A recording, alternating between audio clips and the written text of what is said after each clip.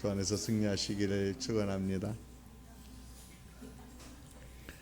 8월 마지막 주간에 주일을 보내고 있는데 이 정도면은 이제 아침 저녁으로는 선선하여서 좀 이불도 덮어야 되겠다. 한절기에 감기도 조심해야 되겠다. 올해는 좀 세게 지나가는 것 같습니다. 아마 이번 주 지나면은 이제 9월이니까 좀 선선하지 않을까 싶습니다. 여러분들 마음 가운데도 잘 견뎌오신 이 여름에 이제 시원함의 바람이 심령들 가운데도 가득하기를 축원합니다. 영상 사진 하나 먼저 올려주시죠. 여러분들 이분들이 누구일까? 혹시 이분들 아시나요? 네리 페이지, 세르게이 브린이라고 하는 분, 이분들 누구일까요? 누구이지? 여러분들 옆에 있는 구글이라고 저기 그 그림이잖아요. 저 원래 구글을 처음에 구글이라고 얘기를 여러 가지 설이 있는데 원래 구골을 쓰다가 잘못 오타 쳐가지고 구글이라고 했다는 그런 설도 있고요. 여하튼 구글의 창업자들입니다. 두 사람은 1996년도에 미국의 스탠포드 대학에서 그 박사학위 과정을 같이 이렇게 보냈던 동갑내기 친구입니다.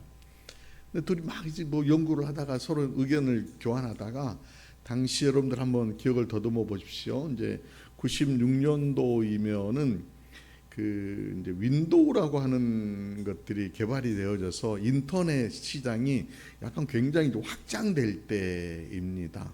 확장돼서 예전에 도스로 막 그 통신하고 그 검색하고 하던 것이 이제는 좀 굉장히 좀 많이 사이트들이 홈페이지도 생겨나고 또 검색할 수 있는 그런 정보의 바다가 활짝 열리던 그런 때였습니다. 그런데요, 정보의 바다가 열리긴 했지만은 검색 엔진이라고 하는 것이 없었습니다.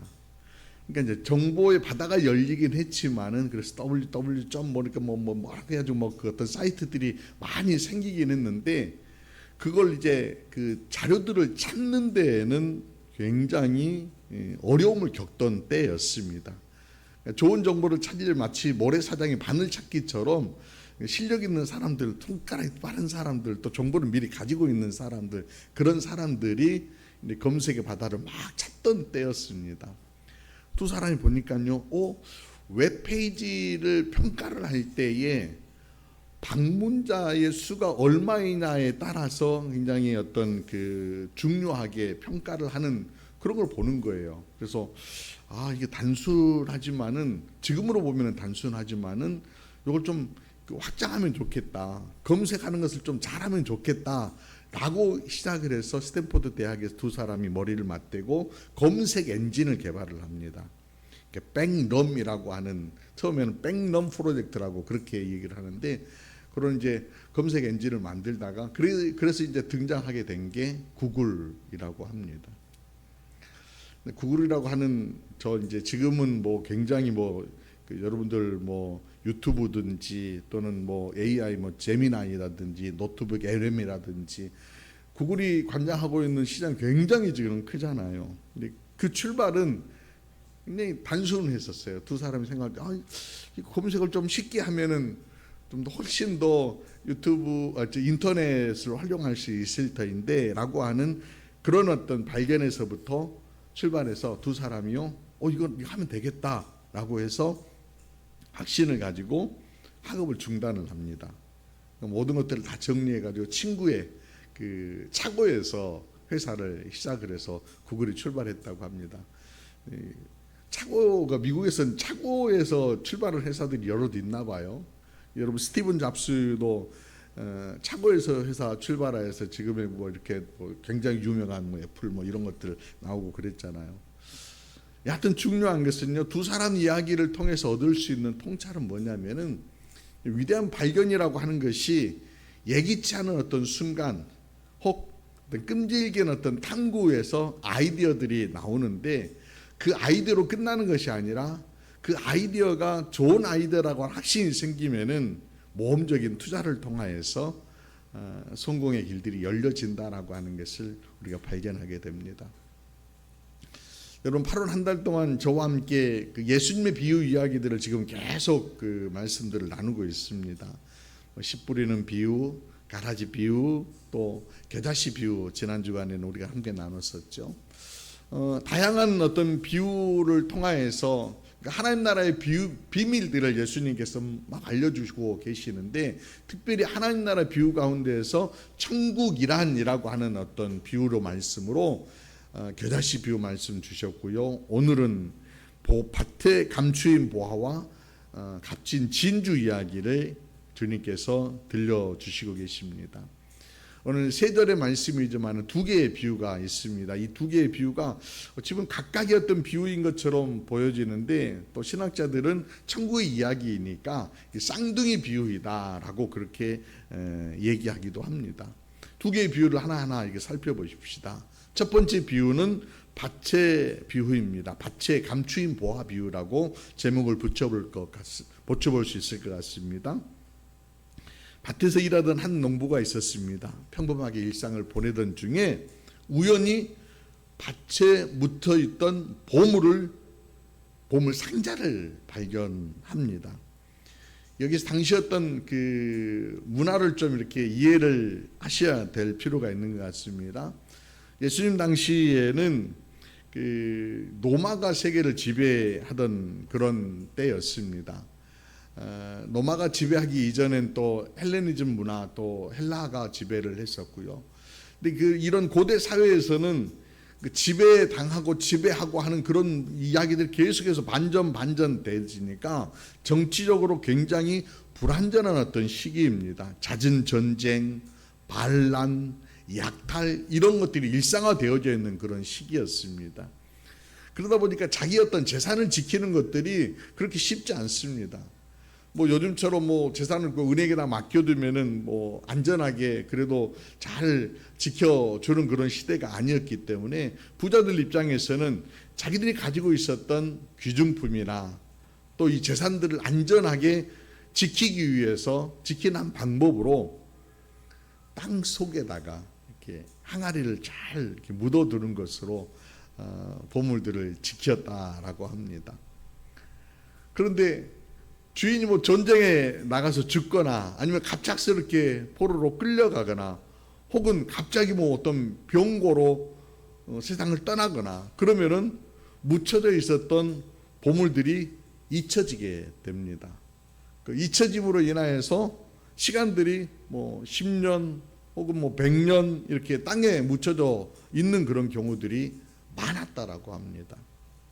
오늘 비유 속에서 예수님께서 바로 그걸 끄집어내신 겁니다.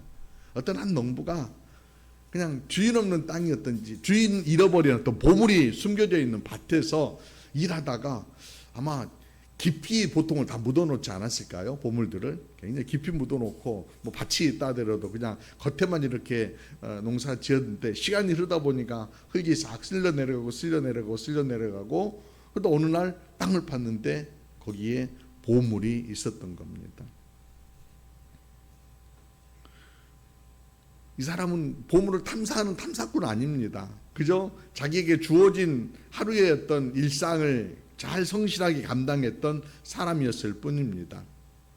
바로 이제 예수님께서 여기서 말씀하시는 것이 우리가 어떤 누리고 있는 은혜들, 또 예수님을 발견하는 어떤 방식에 대해서도 설명을 하시는 것 같아요. 천국을 발견하는 것들도 우리가 여러분 천국을 발견해야지, 천국을 찾아야지 막 열심히 구하고 찾아가지고 보물을 찾는 그런 경우들도 물론 있겠지만 이제 진주 이야기에서는 그런 경우에 속하지만은 오늘 농부의 이야기에서는 그냥 일상에서 편안하게 또 성실하게 자기 일상을 감당하고 있을 때에 우연히 어떤 기적적으로 보물을 발견하게 되더라는 거예요.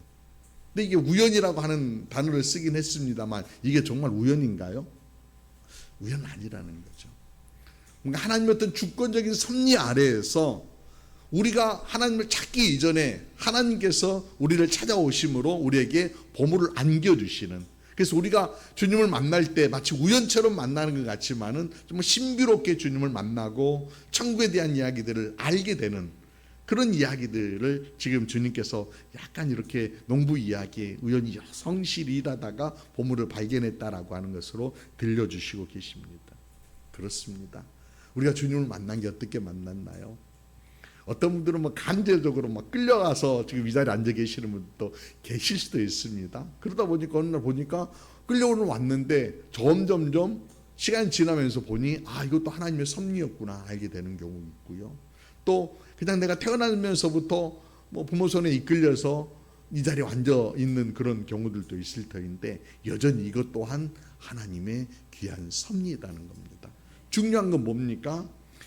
발견 이후의 자세인 거예요. 발견 이후의 반응. 농부가 어떻게 반응합니까? 숨겨진 것들을 두고 기뻐하며 돌아가서 자기의 소유를 다 팔아 그 밭을 샀다라고 하는 그런 표현을 하고 있습니다. 당시 법에 따르면은 밭에서 발견된 주인 없는 물건의 소유는 누구 것일까요? 그 밭의 주인이 갖는 겁니다. 그래서 농부는요, 보물을 자기 것으로 만들기 위한 유일한 아주 합법적인 방법으로서 그 밭 자체를 사는 도전을 행했다는 겁니다. 이런 행동은 단순하게 어떤 물건을 취하기 위한 어떤 행동으로 여러분 보실 수도 있겠지만은 결단으로 보는 것이 맞을 것 같습니다. 자기의 모든 것들을 다 들여서 오늘 본문에 보면은 자기의 소유를 그냥 팔아 이렇게 표현하지 않습니다. 다라고 이렇게 표현하고 있습니다. 자기의 소유를 다 팔아 그 땅을 그 밭을 샀다라고 그렇게 표현하고 있습니다.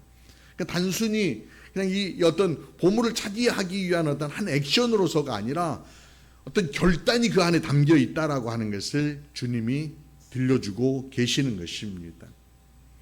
우연히 또는 어떤 기적적으로 내가 만난 어떤 천국 보화 이것들을 내가 얻기 위해서 어떤 결단이 있었다라고 하는 그런 겁니다. 마찬가지로 우리가 천국을 발견할 때에 정말 기쁘잖아요. 근데 이 기쁨들을 내 것으로 다시 한번 차곡차곡 쌓아서 소유하는 어떤 은혜를 누리기 위해서는 반드시 뭐가 필요하다고요? 다 팔아 라고 하는 것들이 필요하다라고 하는 것을 주님이 들려주시고 계십니다. 바울이 그런 고백합니다. 빌립보서 3장 7절과 8절 말씀 보면은 무엇이든지 내게 유익하던 것을 내가 그리스도를 위하여 다 해로 여길 뿐더러 또한 모든 것을 해로 여김은 내 주 그리스도 예수를 아는 지식이 가장 고상하기 때문이라. 내가 그를 위하여 모든 것을 잃어버리고 배설물로 여김은 그리스도를 얻고라고 합니다. 천국을 얻고 그리스도를 얻는다라고 하는 것, 이걸 얻기 위해서 그 앞부분에 있는 자기가 가지고 있었던 모든 것을 잃어버리고 또한 가지고 있는 것을 배설물로 여기었다라고 하는 그런 고백을 하는 거예요. 바울이 이전에는 자기가 자랑하였던 가문이 있고요, 학벌이 있고요, 종교적인 열심이 있었습니다. 그러나 최고의 보화였던 예수 그리스도를 얻기 위하여서 이제는 그 모든 것들을 배설물로 여기노라라고 그렇게 얘기를 한다는 겁니다. 이런 도전이 있었다라고 하는 것. 이제 다시 또 이어서 두 번째 비유 말씀을 또 이어가 봅시다. 좋은 진주를 구하는 장사 이야기입니다. 이 비유는 첫 번째 농부의 비유와는 시작점은 다릅니다. 그 가치 있는 것을 찾기 위해서 평생을 바치는 탐구하는 전문가였어요. 그러니까 당시인데 또 문화로 가보십시다. 고대 사회에서 요즘에 가장 비싼 보석 그러면은 일반적으로 다이아몬드를 그렇게 지칭을 하는데 고대 사회에서는 다이아몬드보다 더 비싼 게 진주였습니다. 진주. 수많은 진주가 있는데 진주 중에서 최고의 진주를 감별하고 찾아다니던 그런 사람들이 있었다는 거예요. 바로 그 사람입니다. 오늘 비유에 나오고 있는 자, 바로 이 사람, 인생의 진주를 찾아다녔던 사람이었다는 거예요. 근데 이 비유에서 인생의 진주라고 하는 것이 아마 어떤 인생의 의미 또는 어떤 진리, 영원한 행복, 구원 같은 어떤 궁극적인 가치를 찾아다녔던 구도자를 의미하는 것이었던 것 같습니다. 당시 어떤 종교적으로나 또는 철학적으로나 학문으로나 예술, 명상 다양한 길들을 통하여서 사람들이 더 나은 삶, 더 깊은 의미를 찾고자 끊임없이 노력했다라고 하는 것을 얘기하는 겁니다. 폴 딜레라고 하는 신학자가 그런 얘기를 했는데, 인간에게는 궁극적인 관심을 향한 심리적, 영적인 깊은 갈망이 내재되어 있다라고 하는 그런 표현을 합니다. 그러니까 뭔가 하나님을 향한 갈망들이 인간에게는 다 있다는 거예요. 하나님이 우리를 지으셨을 적에 한 곳 아주 깊은 곳에다가 하나님을 향한 열망들을 두었다라고 하는 거예요. 그래서 사람들은 그런 계속해서 구하고 찾으며 나아간다라고 하는 거죠. 근데 이 구도자도 역시 그런 걸 찾기 위해서 끊임없이 나아갔다는 거예요. 그러다가 최상의 진주를 딱 발견했어요. 아주 극히 값진 진주 하나를 어느 날 딱 발견합니다. 그리고 나서 이 사람도 역시 자기가 가서 자기의 소유를 다 팔아 그 진주를 샀다라고 그렇게 표현합니다. 그러니까 농부와 이게 같은 공통점이 뭐입니까? 물론 다른 점은 농부는 우연히 보물을 발견했다.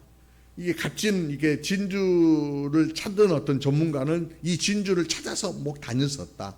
그런데 두 사람 다 공통점이 뭐냐면은 발견했을 적에, 값진 보물을 발견했을 적에 자신의 소유를 다 팔아라고 하는 것이 공통점입니다. 마치요 뭔가를 발견했을 적에 또 어떤 인생의 어떤 전환이 이루어지는 것처럼, 마치 예수님의 제자 가운데 안드레가 시몬을 만나서 이런 얘기를 합니다. 요한복음 1장에 보면은 흥분해 가지고 우리가 이 메시아를 만났다 이렇게 외칩니다. 그리고 나서 또 빌립도요 나다나엘에게 요한복음 1장 45절 말씀 보면은 이렇게 얘기를 합니다. 빌립이 나다나엘을 찾아가 이르되 모세가 율법에 기록하였고 여러 선지자가 기록한 그 일을 우리가 만났으니 요셉의 아들 나사렛 예수니라.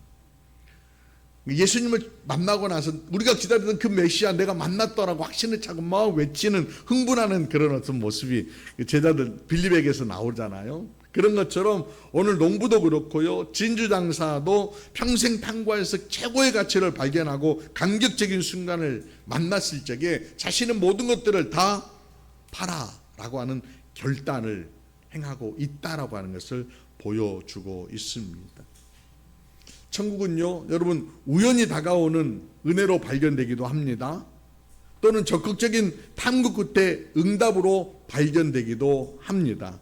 그러나 어떤 경우이든지 그 가치를 알아보는 순간, 영적인 눈이 열리는 순간, 이게 정말 생명의 가치가 있고 나의 어떤 다음 생애를 보장해주는 놀라운 가치가 있다라고 하는 것들을 발견하는 순간 반드시 따라야 되는 게 있다는 거예요. 그게 결단이라고 하는 것입니다. 여기서 잠시 멈춰서 한번 생각해 보십시다. 중간 부분에도 말씀드렸던 것인데, 농부가 우연히 보화를 발견한 것처럼 보이지만은 그 발걸음을 인도하신 누군가가 계시는 같이, 누군가가 계시는 것처럼 여러분 보이지 않으십니까? 평생 진주 장사를 하면서 진주를 찾아 탐구하기는 했지만은 마침내 지극히 값진 진주를 그 눈앞에 만날 수 있도록 하신 분이 계시는 것처럼 보이지 않느냐라고 하는 그런 말씀입니다. 결국 우리의 발견 이면에는 우리를 사랑하시고 또 당신의 아들을 보내주시기까지 우리를 찾고 계시는 하나님의 주권적인 섭리의 은혜가 있다라고 하는 것을 여러분 믿으셨으면 좋겠습니다. 내가 오늘 이 자리에서 예배 드리는 이 한 시간이 그저 세상의 많은 시간 가운데 우연히 발걸음 옮겨가지고 이 자리에 앉아있는 것이 아니라 하나님께서 나를 사랑하시고 나로 하여금 이 시간을 구별하여서 하나님께 드리는 시간으로 이 자리에 초청하여 주시고 주님을 만나게 해주시는 그런 은혜의 시간이라는 겁니다. 그 은혜의 시간이다라고 하면은 그 나머지 이제 우리가 발견한 하나님의 찾아오심의 은혜를 발견했다라고 하고 또 그걸 우리가 확신하고 믿는다라고 하면은 이어지는 결단은 거룩한 응답일 수 있는 겁니다. 그러니까 우리가 결단 그러면 굉장히 무겁잖아요. 뭔가 또 해야 되는구나. 뭔가 또 요청하는구나. 이렇게 생각할 수 있지만은 찾아오심의 은혜, 나를 만나주신 그 은혜를 생각하면서 내가 주님의 사람으로 주님의 자녀답게 주님께서 원하시는 길들을 투자하겠다라고 하는 그런 은혜의 응답으로 여러분 받으시면은 이 시간은요, 부담의 시간이 아니라 또 다른 은혜를 더 캐는 어떤 시간이 될 수 있는 거 아닐까요? 모든 것들을 다 팔아 이걸 샀다라고 하는 것들이 두렵게 자꾸 들려지는 이유는 내가 뭔가를 희생해야 된다, 내려놓아야 된다, 포기해야 된다, 이런 것들에 포커스가 맞춰져 있기 때문에 어려운 거지만은요, 이 사람이 농부가 기뻐하며 또는 진주 장사가요 기뻐했다라고 하는 그 기쁨 안에는 이것으로 끝나는 것이 아니라, 파는 것으로 끝나는 것이 아니라 새로운 것들을 얻는다라고 하는 기대감이 그 안에 담겨 있기 때문에 모든 것들을 내어놓을 수 있었던 것입니다. 여러분에게도 저는 그런 권을 해드리고 싶습니다. 포기한다라고 생각하지 마시고 얻는다라고 하는 그런 것들로 마음의 생각들을 조금 변화시켜 보시기 바랍니다. 그러면은 소중한 것들을 얻게 되는 거예요. 하나님께 주신 소중한 것들을 버리는 것이 아니라 하나님께서 주시는 것들을 소중하게 얻는 그런 시간들이 우리에게 올 수 있다라고 하는 겁니다. 주님이 말씀하셨던 이 내용들을 잔잔하게 한번 보십시다. 마태복음 6장 24절과 누가복음 10장 33절을 보면은 주님이 이런 말씀하십니다. 한 사람이 두 주인을 섬기지 못하니 혹 이를 미워하고 저를 사랑하거나 혹 이를 중히 여기고 저를 경히 여김이라. 너희가 하나님과 재물을 겸하여 섬기지 못하느니라. 이런 말씀하십니다. 누가복음 14장 33절도 같이 한번 읽어봅니다. 시작. 이와 같이 너희 중에 누구든지 자기의 모든 소유를 버리지 아니하면 능히 내 제자가 되지 못하리라.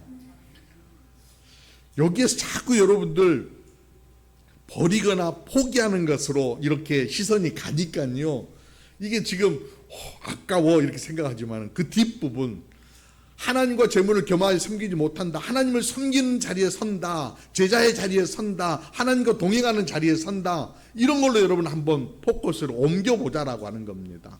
고통스러운 포기가 아니라 썩어질 것들을 팔아 정말 영원히 썩지 아니할 새로운 것들을 얻는 그런 기회를 내가 누린다라고 생각한다고 하면은, 이건요, 이런 투자가 어디 있습니까? 이런 결단이 어디 있습니까? 그래서 내가 결단할 수 있는 것입니다. 내 시간을 내어놓을 수 있는 겁니다. 여러분, 지금 여러분들이 시간을 제대로 지금 분배해서 사용하고 계시는 거잖아요. 성공을 위해서 밤낮 시간 다해서 열심히 살으셨는데 오늘 하나님께 드리는 시간들을 구별하여서 지금 드리고 계십니다. 이 시간 아까우십니까? 전혀 아깝지 않으시죠? 왜요? 이 시간을 통하여서 하나님께서 내게 부어주시는 것이 세상에서 내 삶을 소비하면서 누리는 것들보다 더 크고 귀한 것이기 때문에 그런 거 아닙니까? 제가 얼마 전에 인용하였던 그 책 가운데 스크루지 테이프의 편지라고 하는 책 소개해 드린 적이 있었습니다. 그 책 첫 장에 보면은요, 스크루지 테이프, 여기 이제 그 고참 악마잖아요.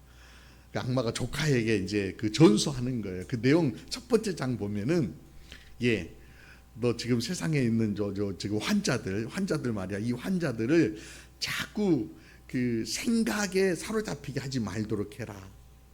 사람들이 자꾸 고민하고 생각하고 또 철학적 연구하고 기도하고 하는 것들 못하도록 자꾸 어디로 끌고 가라라고, 어느 문을 열어두라고 얘기하냐면은 일상이란 문을 활짝 열어두도록 해라. 그 문만 열어두면은 걔네들은 그 일상으로 막 빨려 들어간다.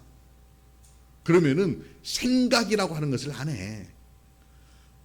철학적 사고하지를 안 해. 그러면은 계속해서 너는 걔를 그 일상이라고 하는 그 울타리 안에 가둬둘 수가 있어라고 하는 그런 얘기를 합니다. 여러분 어떠세요? 저는 그거 보면서요, 내가 그랬네. 나 맨날 바쁜 일들 스케줄 때문에 계속 여기 가고 저기 가고 저기 가고 그랬는데 어느 날 보니까 생각 없이 사는 그런 일상을 보내고 있더라고요. 내가 왜 이 일이 중요하고 내가 왜 이 일을 해야 되며 이 일을 통해서 얻는 것이 무엇인지를 잠시 정리하는 시간들을 갖지 않더라고요. 여러분, 일상이 갇히면은요 길을 잃게 됩니다. 바쁨 안에 갇히게 되면은요 묵상, 기도, 말씀 다 포기하게 됩니다. 그러나 여러분들 시간의 재분배를 한번 해보시기 바랍니다.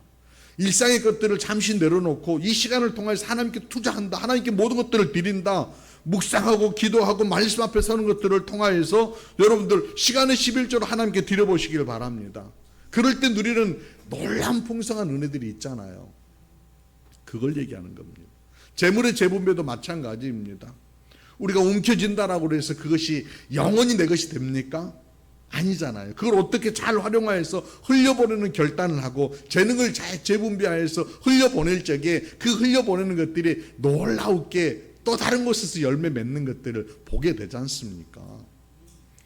제가 지난 주간 광고 드렸던 것처럼 2박 3일은 쉼의 시간 가지면서요 많이 걸어보고 또 생각하는 그런 시간들 좀 많이 가져보았습니다.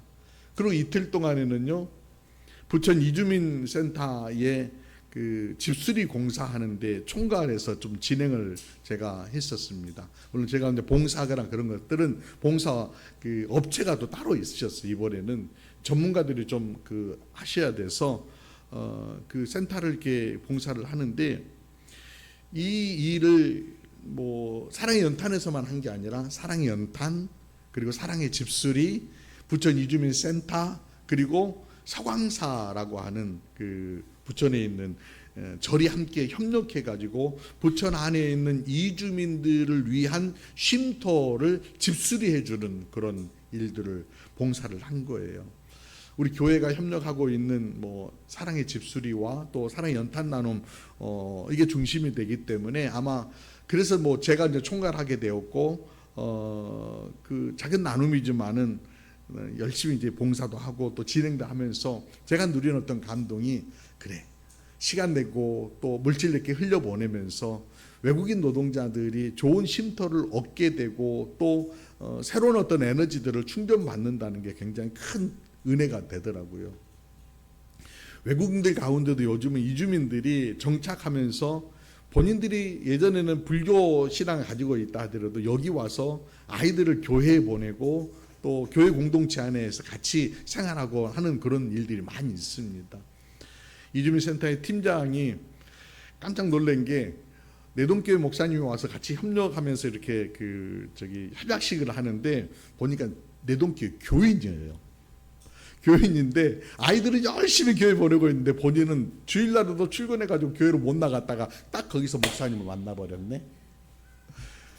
그래가지고 목사님이랑 인사하고 또 아이들을 잘 이렇게 부탁한다는 그런 얘기도 하고요. 또 어떤 굉장히 은혜의 시간들을 보냈는데 제가 진행을 하면서 굉장히 감동적인 이야기 하나가 있어요.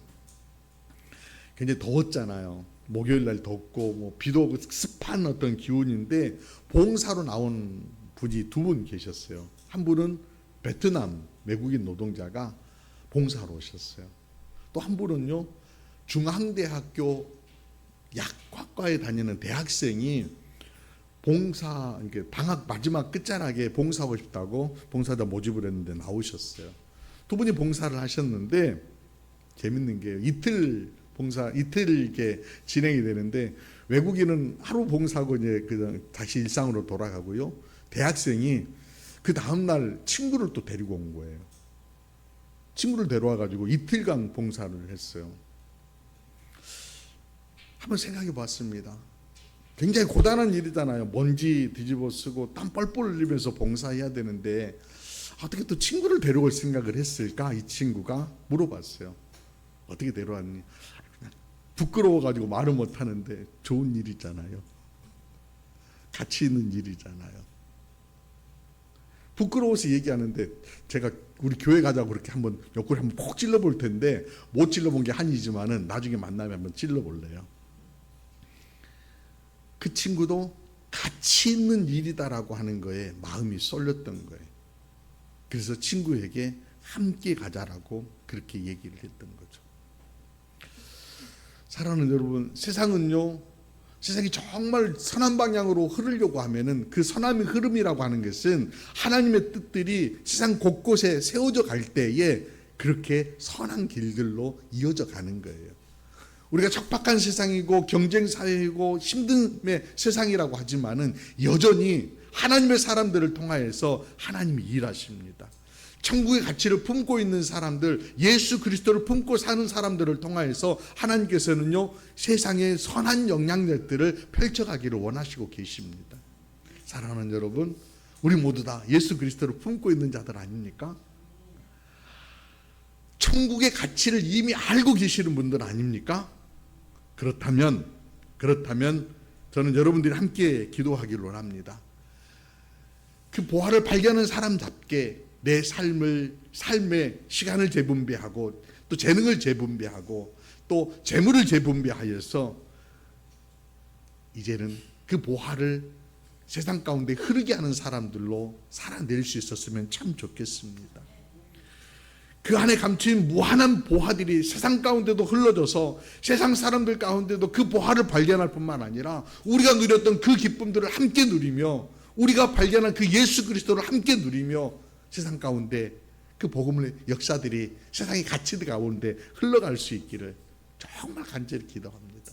여러분 모두가 그런 일들에 귀하게 쓰임받는 모두가 될 수 있기를 주님의 이름으로 축원합니다. 기도드리시겠습니다. 거룩하신 하나님, 오늘 말씀을 통해 천국의 비밀을 우리로 하여금 깨우치게 하시니 감사를 드립니다. 우리의 참 보물이신 예수 그리스도를 다시 한번 우리가 소유한 자임을 확신할 수 있도록 은혜 위에 은혜 부어주시니 감사를 드립니다. 이제는 그 가치 기준을 다시 재정의하여 주옵소서. 세상의 감가상각 자산이 아닌 영원히 빛나는 영원 자산이신 예수 그리스도를 품은 자답게 우리가 이제 누리고 있는 것들을 세상 가운데 흘려보내면서 예수 그리스도를 세상 가운데 흐르게 하는 우리 모두가 될 수 있도록 주장하여 주옵소서. 그 일로 인하여서 세상의 모든 사람들이 예수 그리스도를 발견하고 세상의 모든 사람들이 천국의 비밀들을 깨우치는 놀라운 역사가 우리 가운데 이 땅 가운데 임할 수 있도록 주님 주장하여 주옵소서. 미사옵고 거룩하신 주 예수 그리스도 이름으로 기도드리옵나이다. 아멘. 아멘.